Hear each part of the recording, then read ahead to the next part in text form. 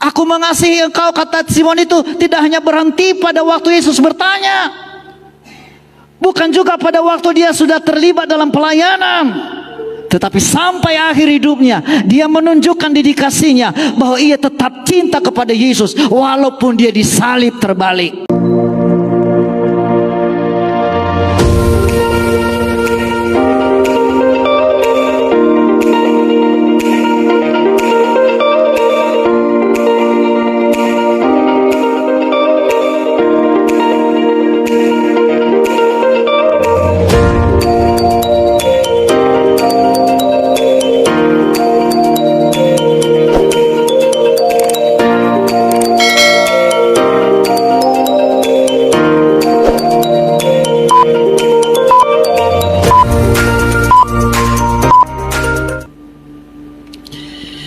Puji Tuhan, Shalom. Apa kabarnya? Luar biasa, haleluya, puji Tuhan. Yohanes pasal 21 ayat 15 sampai 17. Kita akan baca bersama-sama, Bapak Ibu. Kita berdiri semua sekali lagi. 1, 2, 3, ya. Sesudah sarapan, Yesus berkata kepada Simon Petrus, Simon, anak Yohanes, apakah engkau mengasihi aku lebih daripada mereka ini? Jawab Petrus kepadanya, benar Tuhan, engkau tahu bahwa aku mengasihi engkau. Kata Yesus kepadanya, gembalakanlah domba-dombaku. Kata Yesus pula kepadanya untuk kedua kalinya, Simon, anak Yohanes, apakah engkau mengasihi aku? Jawab Petrus kepadanya, benar Tuhan, engkau tahu bahwa aku mengasihi engkau. Kata Yesus kepadanya, gembalakanlah domba-dombaku. Kata Yesus kepadanya untuk ketiga kalinya, Simon, anak Yohanes, apakah engkau mengasihi aku?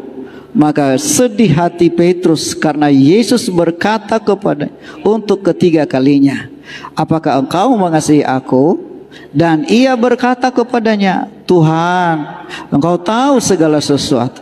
Engkau tahu bahwa aku mengasihi engkau. Kata Yesus kepadanya, gembalakanlah domba-dombaku. Silakan duduk Bapak Ibu. Puji Tuhan. Bapak Ibu Saudara yang dikasihi oleh Tuhan, lewat pembacaan ini saya akan coba mengupas mengenai satu pertanyaan Yesus, yaitu apakah engkau mengasihi aku?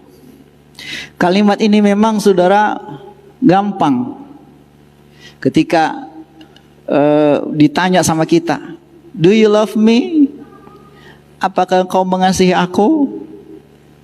Gampang menjawabnya, yes, I love you too. Ya kan? Pernahkah saudara, bapak dan ibu, suami istri di sini pernah bertanya seperti itu? Yang pernah bertanya coba. Ada? Oke, 1, 2. Apa katanya?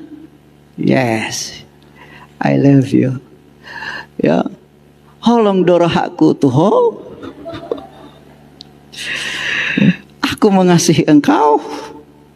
Belahlah dadaku. Pernah saudara berkata belahlah dadaku? Hah? Bapak Ibu, waktu masih remaja memang ini pertanyaan sering kita dengar. Usia-usia remaja berbunga-bunga, ya, apalagi waktu kasmaran saudaraku. Waduh, serasa dunia ini milik berdua, yang lain in the cost, ngontrak. Ini kita punya ini. Orang mau lewat bagaimanapun, makanya saudaraku tidak heran. Orang kalau sudah seperti itu di kota-kota besar nggak peduli dengan lingkungannya. Di mal-mal kalau kita lewat, waduh, anak-anak muda seperti nggak ada orang lagi di samping mereka. Mereka berpelukan di situ, mereka berciuman di situ. Layaknya mereka sedang berada di kamar begitu, saudaraku. Ya, itulah kalau namanya cinta. Tapi saudaraku, Yesus di sini melemparkan pertanyaan kepada muridnya yang bernama Simon. Ini dia bertanya secara secara pribadi. Simon, apakah engkau mengasihi aku? Jawaban pertama dari Simon, dia berkata dengan lugas, dengan enteng dia berkata, ya Tuhan, aku mengasihi engkau. Dia nggak ngerti bahwa ada sesuatu kandungan kata, makna kata di dalam pertanyaan itu, saudara.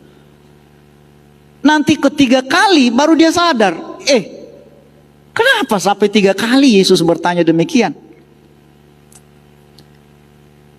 Demikian juga nanti pada waktu Petrus ini menyangkal Yesus. Yesus berkata, udahlah nanti kamu menyangkali aku loh, jangan sok-sokan kau, kira-kira begitu kata kasarnya. Simon berkata, enggak loh guru, biarlah aku dulu mati, gitu istilahnya. Ya, langkahi dulu mayatku. Saudara, ini satu kalimat memang yang seakan-akan bahwa Simon ini memang hebat begitu. Kedua kali, enggak, kamu akan menyangkal aku. Tetapi saudaraku, ada beberapa kali. Kali pertama ada perempuan, ini orang yang sama-sama seperti Yesus. Dia berkata, jangan, aku tidak mengenal dia. Masih belum sadar. Kedua kali, saya bukan muridnya saya, kata Simon. Tapi ketiga kali, ketika ayam berkokok, dia baru sadar. Simon juga waktu ketiga kali ditanya oleh Yesus, dia baru sadar, dalam ini bukan pertanyaan biasa. Pertanyaan yang sama juga dilemparkan kepada kita hari ini, Bapak Ibu. Mungkin kalau Anda berada di posisi Simon, apakah saudara juga sama seperti dia? Kalau Anda berada di posisi Simon, ditanya oleh Yesus, Bapak, Ibu, apakah engkau mengasihi aku? Mungkin secara gamblang saudara menjawab, iya Tuhan. Buktinya aku ke gereja, buktinya aku datang berdoa, buktinya aku melakukan firman Tuhan. Tapi Yesus bertanya sekali lagi kepada saudara, Bapak Ibu anak muda, apakah engkau mengasihi aku, kata Yesus. Mungkin kedua kali juga jawaban yang sama yang saudara lemparkan kepada Yesus dan berkata, ya, saya mengasihi engkau. Buktinya aku melayani engkau, aku melayani Tuhan, aku terlibat dalam pelayanan, aku memberi persembahan, aku ikut gotong royong, aku ikut jual keripik, apalagi aku ikut, itu kan semua untukmu Tuhan, aku lakukan semuanya itu untuk Tuhan. Tapi ketiga kali Yesus bertanya kepada saudara, saudara harus tarik nafas sejenak ketika ada pertanyaan ketiga ini. Apa maksudmu Tuhan? Itulah yang dilakukan oleh Yesus kepada Simon.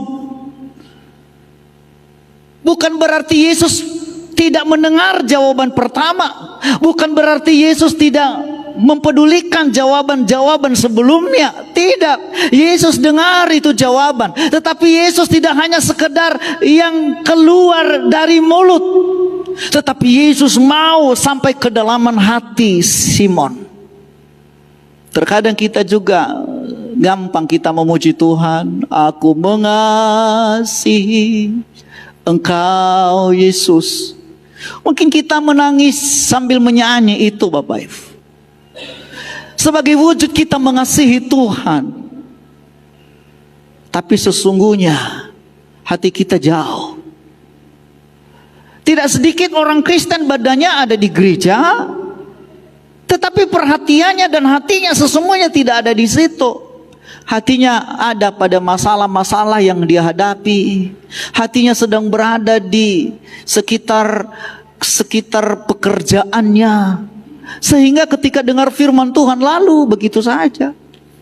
Hari Minggu itu nggak ada membekas di dalam hidupnya, saudara. Ini artinya saudaraku, orang yang seperti ini kekristenannya perlu diragukan dan dipertanyakan. Apakah engkau mengasihi Tuhan? Terkadang juga saya coba renungkan dalam hidup saya. Apakah aku mengasihi Tuhan atau tidak? Mengasihi Tuhan, saudaraku, bukan sekedar penampilan, bukan sekedar kata. Mengasihi Tuhan bukannya sekedar ucapan. Ada satu lagu yang mengatakan, aku mengasihi engkau bukan hanya dengan lagu. Mau nyanyi 1000 kali, mau 1000 jam, mau 1 juta hari pun saudara nyanyi, terus berdoa, terus. Tuhan tidak perlu itu. Karena ia perlu yang esensi, yang paling spesial, yaitu hati kita. Kalau hati kita sudah mengasihi Tuhan, akan nampak buah-buahnya dalam perbuatan kita sehari-hari. Katakan amin. Kalau kita mengasihi Tuhan dari dasar hati kita, maka itu akan tercermin dalam perbuatan kita setiap hari, Bapak Ibu. Ya. Bagaimana kita mengasihi Tuhan? Alkitab mencatat, saudaraku, mengasihi Tuhan itu yaitu dengan segenap hati, segenap jiwa.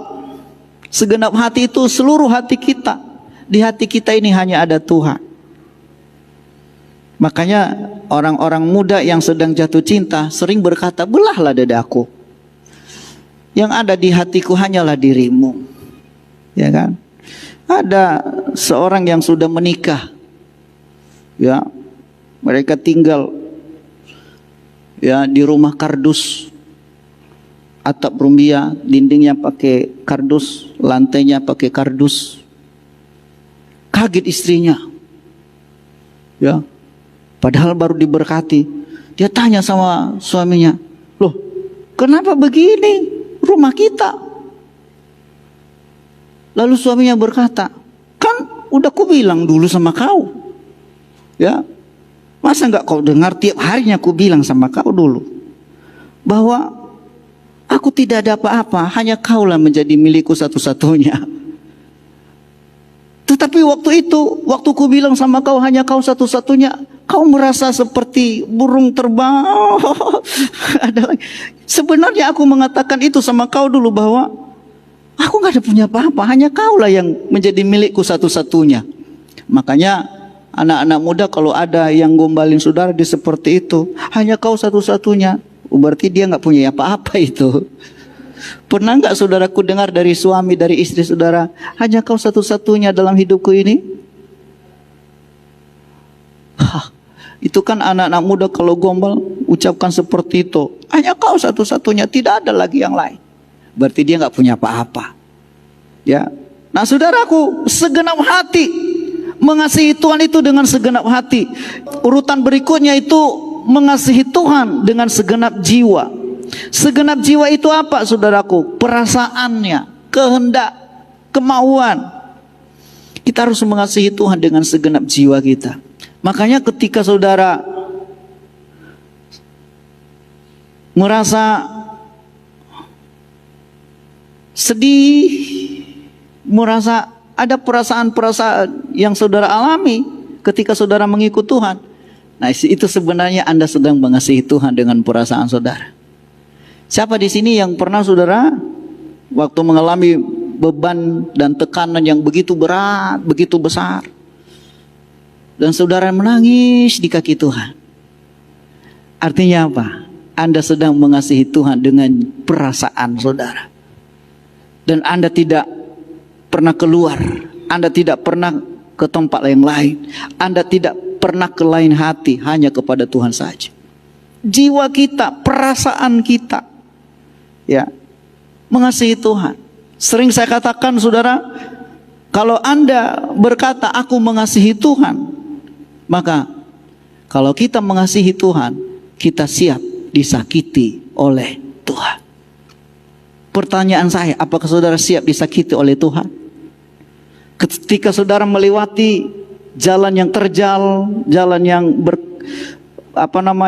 kerikil-kerikil tajam, melewati jalan yang begitu sempit, jalan yang sukar, jalan yang sulit engkau hadapi, apakah engkau tetap berkata, yes, I love you Jesus. Atau engkau berkata, aduh, kok ikut Tuhan seperti ini?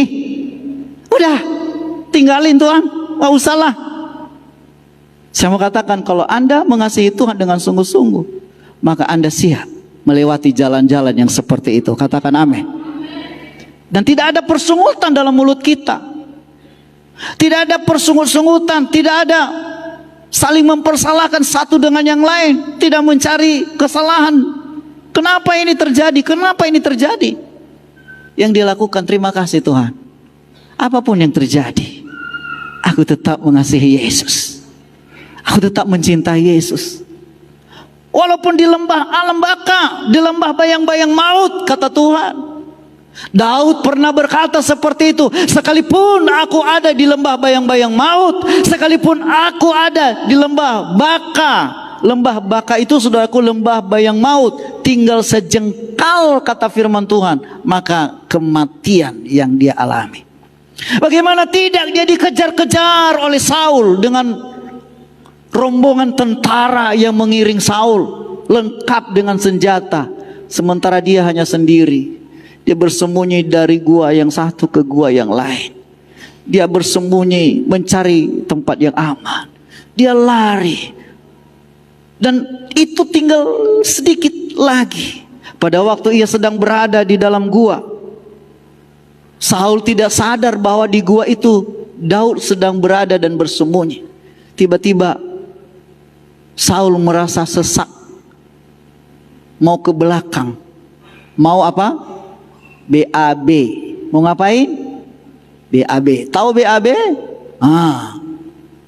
Tiba-tiba dia kebelet. Wah, dia masuk ke dalam gua itu. Dia tidak tahu bahwa di dalam gua itu ada Daud. Sementara dia lagi jongkok, saudara, lagi asiknya. Bayangkan kalau lagi asik begitu, mau lewat apapun, saudaraku, enggak, dia tahan dulu. Ya, pernah nggak, saudaraku, ya, ketika saudara lagi duduk di toilet, saudara harus dikagetkan dengan sesuatu, atau saudara, wah, putus, nggak enak rasanya. Tapi Saul pada waktu itu dia lanjut saja, saudaraku. Dan di belakangnya ada Daud. Dia berkata, kalau memang aku sudah mau membunuh Saul ini, inilah waktunya. Tapi Daud berkata, aku tidak mau menjamah orang yang diurapi oleh Tuhan. Itu urusan dia sama Tuhan. Walaupun dia salah, tapi dia nggak berani menjamah orang yang diurapi. Akhirnya, saudaraku, dia gunting ujung jumbai jubahnya itu, dan dia lari keluar. Dia bilang sama Saul, Tuan, hari ini sebenarnya engkau sudah diserahkan ke dalam tanganku oleh Tuhan. Tapi jauhlah dari hatiku untuk melakukan yang seperti itu. Karena engkau adalah orang yang diurapi oleh Tuhan. Aku tidak berani menjamah orang yang diurapi. Siapa yang salah sebenarnya? Saul yang salah, ngejar-ngejar dia. Tapi dia tetap mengalah. Saudara yang dikasihi oleh Tuhan, kalau Anda mengasihi Tuhan juga, apapun yang saudara hadapi, engkau tetap berkata, aku tetap cinta Yesus, dan aku tidak mau melakukan dosa apapun. Amin, saudara. Nah, jadi segenap perasaan kita, jiwa kita mengasihi Tuhan. Kemudian segenap akal budi kita. Akal kita ini, saudaraku, terbatas. Akal kita, ide-ide kita, ayo kita sumbang sih kepada Tuhan. Bagaimana supaya pekerjaan Tuhan bisa maju? Ada ide dari Bapak Ibu, ada pendapat, ayo. Gereja ini tidak tertutup dengan ide. Hanya sampaikan dengan sesuai dengan tata krama, norma-norma yang berlaku. Saudara, artinya begini, akal kita juga harus mengasihi Tuhan, pikiran kita mengasihi Tuhan, hati kita, pikiran kita, perasaan kita, semuanya harus tertuju kepada Tuhan. Bahkan bukan saja sampai di situ, dikatakan bahwa segenap kekuatan kita. Katakan amin. Nah, ini dia. segenap hati, segenap jiwa, segenap akal budi, segenap kekuatan. Itu harus mengasihi Tuhan. Sering menjadi perenungan bagi saya. Gimana lah nanti, ya, ketika kita sampai kepada Tuhan, udah capek, udah lelah, udah lama ikut Tuhan, melayani pekerjaan Tuhan, terlibat dalam pelayanan dan lain sebagainya. Tapi suatu saat nanti Tuhan tanya kepadanya, "Do you love me? Apakah engkau mengasihi aku?" Jangan jawab cepat-cepat pertanyaan itu. Jangan gegabah menjawab pertanyaan itu, saudara. Pikir 1000 kali pikir. Apakah aku mengasihi Tuhan ya? Hari ini juga pertanyaan yang sama dilemparkan kepada kita yang ada dalam ruangan ini. Bahkan kepada saudara yang ada di rumah, yang mungkin menyaksikan ibadah ini, saudara. Pertanyaan yang sama, apakah engkau mengasihi Tuhan? Pikir lama-lama, pikir baik-baik. Jangan jawab cepat-cepat. Kenapa? Kalau engkau mengasihi Tuhan, berarti Anda siap berkorban kepada Tuhan. Katakan amin. Jangan bilang I love you, tapi Anda gak pernah berkorban. Korban perasaan. Itu terlebih-lebih korban perasaan. Perasaan kita mengikut Tuhan ini kadang-kadang perasaan kita harus kita serahkan, persembahkan. Itulah namanya mempersembahkan dengan segenap jiwa. Ya. Kadang ada gesekan sana, gesekan sini, baik kepada jemaat, sesama jemaat, kepada rekan-rekan pelayan, kepada gembala dan lain sebagainya. Ada gesekan. Ketika Anda digesek, saudara harus bersyukur. Itu artinya Anda sedang dibersihkan, Anda sedang dilatih, Anda sedang dipersiapkan untuk kelas yang berikutnya. Tapi ketika Anda tidak siap, ya hanya karena tersinggung sedikit, waduh, rasanya saudaraku masalah besar. Ada istilah Manado yang sering saya dengar itu, tapela sadiki, tasontong sadiki, tapela besar. Tasontong sadiki, tapela besar. Artinya begini, tersentuh sedikit, tapi terpecahnya besar. Ini orang yang mengasihi Tuhan, tasontong sedikit atau tasontong besar, tersentuh sedikit atau sampai babak belur pun, saudaraku, kita tetap cinta Yesus. Katakan amin. Pandemi COVID-19 tidak bisa memisahkan Anda dari Yesus. Penyakit tidak bisa memisahkan Anda dari Yesus. Sakit penyakit apapun tidak bisa memisahkan Anda dari Yesus. Katakan amin. Ya, jangankan sakit, hujan juga tidak bisa memisahkan Anda dari kasih Yesus. Nah, itu dia sekarang masalahnya. Hujan bisa memisahkan kita dari kasih Yesus? Aduh, hujan. Jangankan sakit, hujan gimana? Mulai hari ini, pertanyaan itu tetap menjadi renungan bagi kita. Saya berharap sepanjang hidup kita, pertanyaan ini tetap menjadi pertanyaan buat kita. Apakah aku mengasihi Tuhan?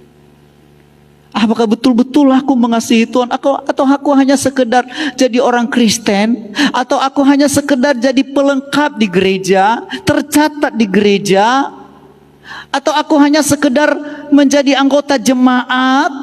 Dan ketika Yesus bertanya, apakah engkau mengasihi aku? Apa jawabanku? Apa jawaban saudara? Jawaban yang kita sampaikan kepada Tuhan tidak hanya sekedar dari mulut, tetapi diikuti dengan perbuatan-perbuatan kita setiap hari. Katakan amin. Perbuatan kita menunjukkan bahwa aku cinta kepada Yesus. Pikiran kita harus kita tunjukkan bahwa pikiran kita memang hanya memikirkan untuk mengasihi Yesus. Orang yang mengasihi Yesus tetap punya pikiran positif. Apapun yang terjadi, dia tetap berpikir positif. Dia ambil hikmatnya. Amin saudara. Ambil hikmatnya. Kemarin saya lihat ada satu kejadian di Medan, tabrakan kereta api. Siapa yang lihat videonya? Sudah? Siapa yang sudah lihat video itu? Ada ya? Yang tabrak kereta api? Dipikir itu Bapak Jesse, karena mirip Bapak Jesse. Coba nanti tengok lagi, iya ya, mirip ya. Ya. Satu kali saudara, ada seorang mau pergi bekerja. Dia bekerja di kota, sementara dia ada di desa. Dia harus menempuh perjalanan sekitar 1 jam naik bus. Dan di desanya itu hanya 2 bus yang mengangkut. Bus pertama itu berangkat jam 6 pagi, dan bus kedua itu berangkat jam setengah 7. Karena dia terlambat bangun saudaraku, maka dia menunggu di halte untuk bus yang kedua yang berangkat setengah 7 pagi. Tapi apa boleh buat? Waktu dia sampai di halte bus, supirnya berkata, maaf, sudah penuh, tidak ada lagi tempat. Padahal dari rumah dia sudah berdoa kepada Tuhan. Tuhan tolong perjalananku. Tuhan berkati aku hari ini. Dia udah baca Alkitab. Dia udah saat teduh, dia udah renungkan firman Tuhan. Dia udah bagikan lagi kepada orang lain firman Tuhan itu. Tapi pada waktu itu, dia sepertinya tidak dijawab oleh Tuhan. Busnya tidak cukup. Dan akhirnya dia harus ketinggalan bus pada waktu itu. Hari itu dia tidak bisa ke tempat kerja. Dan dia mulai bertanya dalam hati, kenapa Tuhan? Kenapa engkau tidak menolong saya? Padahal aku sudah merenungkan firman, berdoa pagi hari ini. Aku sudah melakukan tugasku, aku menyerahkannya kepada Tuhan. Tapi kenapa Tuhan tidak menolong dan memberkati aku? Dia mulai bertanya dalam hatinya. Dan mulai sedikit, akhirnya dia bersungut-sungut. Dan seakan-akan dalam persungutan itu dia mempersalahkan Tuhan. Dan dia berkata, Tuhan ini tidak adil. Hari ini aku jadinya tidak bisa kerja. Dan akhirnya gaji saya harus dipotong hari ini. Tapi dia pulang ke rumah saudaraku. Dan dia menangis. Dia tidak bisa kerja 1 hari itu. Tidak lama kemudian dia dengar kabar bahwa bus yang kedua itu masuk jurang. Lalu saudaraku, di situ baru dia sadar. Kalau tadi dia naik di bus itu, maka ia ikut masuk ke dalam jurang dan semua penumpangnya mati seketika. Mendengar berita itu, langsung dia bersyukur kepada Tuhan dan berdoa, ampuni aku Tuhan. Aku sering salah berpikir akan apa yang Tuhan lakukan dalam hidup saya. Bukankah demikian dalam hidup kita saudaraku? Seringkali kita bersungut. Kenapa ini terjadi Tuhan? Kenapa bisa terjadi ini Tuhan? Padahal Tuhan punya rencana yang baik buat saudara dan saya. Katakan amin. Ia tahu yang lebih berguna bagi saudara. Ia tahu bahwa di depan itu ada bahaya. Ia tahu bahwa di depanmu ada masalah. Itu makanya dia menghindarkan saudara dari hal itu. Walaupun ketika saudara tidak bisa menerima kenyataan itu, saudara mungkin bersungut. Makanya orang yang mengasihi Tuhan harus punya pikiran positif. Katakan pikiran positif. Apapun yang terjadi, berpikirlah secara positif. Katakan, di balik masalah pasti ada rencana Tuhan yang lebih baik. Di balik setiap tantangan ada maksud Tuhan dalam hidup saya. Itu adalah orang yang berpikir positif. Bukankah kita melewati hal itu setiap hari Bapak Ibu? Kadang-kadang dalam hidup ini kita melewati kesulitan demi kesulitan. Tapi itu sebenarnya menunjukkan bahwa apakah kita mengasihi Tuhan atau tidak, saudaraku. Ya, bagaimana mengasihi Tuhan tadi? Mengasihi Dia. Ya, mengasihi Tuhan dengan sungguh-sungguh. Ya, jangan berkata aku mengasihi Tuhan tapi Anda tidak pernah mampu menerima kenyataan hidup saudara. Anda harus tetap bersyukur kepada Tuhan. Katakan amin. Ya. Kita melihat di sini saudaraku, dalam pernyataan Yesus ayatnya yang ke-17 ini. Mari kita baca sekali lagi. Kata Yesus kepadanya untuk ketiga kalinya, Simon anak Yohanes, apakah engkau mengasihi aku? Lalu apa? Maka sedih hati Petrus. Kenapa bisa sedih? Kenapa bisa sedih Bapak Ibu? Apakah karena dia direpotkan dengan pertanyaan-pertanyaan yang gak ada gunanya begitu? Tidak. Apakah karena Yesus bertanya seakan-akan Yesus tidak bertanya akan jawaban Simon? Tidak juga. Tetapi Petrus dikatakan di sini sedih karena di sini dia baru sadar. Kadang-kadang juga kita baru sadar ketika kita melewati masalah. Kalau kita sudah sampai di masalah itu baru kita sadar, ternyata aku salah. Ya. Itu namanya menyesal kemudian. Bukankah banyak orang menyesal itu kemudian sudah terlambat? Lebih bagus menyesal lebih dini. Lebih dahulu kita menyesal supaya kita apa? Supaya kita tidak salah di kemudian hari. Makanya anak-anak, mendidik anak itu kalau dari kecil, kalau udah besar sudah nggak bisa lagi. Ya, anak-anak saya udah besar, udah susah lagi, nggak bisa. Mau kita ngomong apapun, udah. Makanya saya sekarang ini lebih bagus diam saja dan ceritalah sama Tuhan. Tuhan tahu segala sesuatu. Tolonglah anak-anakku supaya jangan mereka sampai ke dalam perangkap iblis, sampai hilang. Kenapa iblis mau supaya anak-anak dan generasi kita hilang? Ya, ia mau. Dan mungkin tidak menurut kita, saudaraku, nggak ada masalah, nggak masalah. Tapi kalau dalam Tuhan bukan masalah besar kecil dosanya, dosa tetap dosa. Ya, dosa itu adalah segala pelanggaran terhadap firman Tuhan. Ya, terhadap firman Tuhan. Ya, jadi makanya di sini dia sadar, sedih hatinya karena dia ditanya ketiga kali. Lalu ia berkata, benar Tuhan, Engkau tahu segala sesuatu. Engkau tahu semuanya. Semuanya tidak ada yang tersembunyi di matamu Tuhan. Engkau tahu sekarang. Aku mengasihi engkau. Jawaban Yesus apa Bapak Ibu? Hanya satu jawabannya dari pertanyaan pertama, pertanyaan kedua dan pertanyaan ketiga. Reaksi dari jawaban-jawaban Simon itu hanya satu, perintah yang diberikan kepada Simon. Tidak ada yang lain. Apa perintah itu saudara? Gembalakanlah domba-dombaku.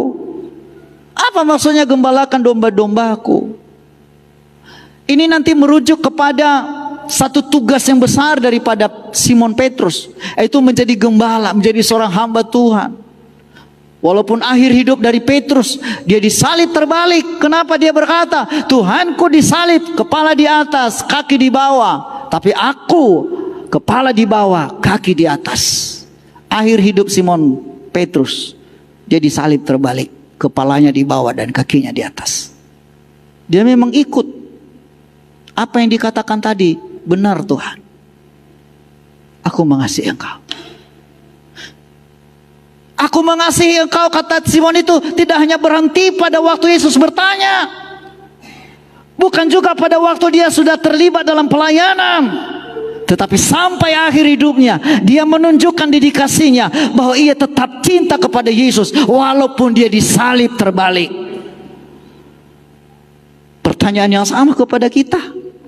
Apabila saudara berada di lembah di lembah bayang-bayang maut, apa saudara tetap berkata, "Yes, I love you Jesus"? Ketika engkau tidak ada uang sama sekali di Natal ini, apa saudara tetap berkata, "Yes, aku ikut Natal bersama-sama"? Ketika kita nggak punya apa-apa di rumah di Natal dan Tahun Baru, tidak seperti biasa, kita nggak punya apa-apa untuk buat kue, untuk buat ini dan lain sebagainya. Apakah kita tetap bersuka cita di Natal ini atau kita bersedih? Kalau engkau tetap mengasihi Tuhan, engkau tetap bersuka cita walaupun tidak ada apa-apa. Katakan amin. Karena apa-apa itu bukan menentukan sukacita kita, tapi ketika Yesus ada di hatimu, lahir di hatimu, itu yang membuat kita bersuka cita. Satu kali ada anak sekolah minggu, guru sekolah minggunya berkata, "Hari ini adalah hari kelahiran Tuhan Yesus. Maka semua anak-anak bawa kado kepada Tuhan Yesus." Lalu dari rumah semua anak-anak sudah buat kado. Oh, macam-macam kado. Begitu sampai di gereja, guru sekolah minggu, semua kado-kadonya dibawa pohon Natal. Itu adalah kado untuk Tuhan Yesus.